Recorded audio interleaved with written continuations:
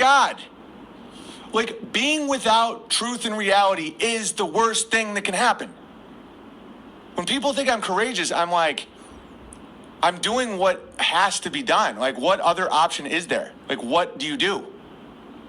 Do you accept a world in which someone's lab coat or shame or money trumps what your mind, your God-given discernment tells you?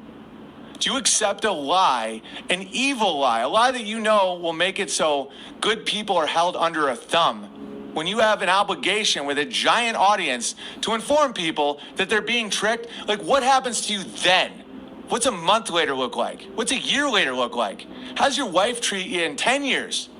That's the irony, is all these projections, your wife's going to leave you, right? Want to know the highest probability that your wife's going to leave you? If you accept lies and nonsense, you get all your status and your money, but you lose your that shine, that masculinity, that connection to God that made her love you in the first place. You understand that time is not linear? When you eat that apple, when you eat that fruit that God says not to eat, in order to impress your woman, in order to not face shame, or because you want money, you already lost. You already lost. It just hasn't, you just don't see it yet. But you will. It's outside of time.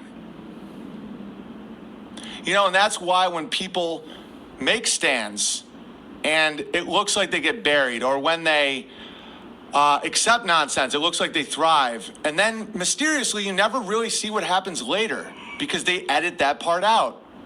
Because eventually, no matter what, it's math, there is no way around it, the spell will have the opposite effect.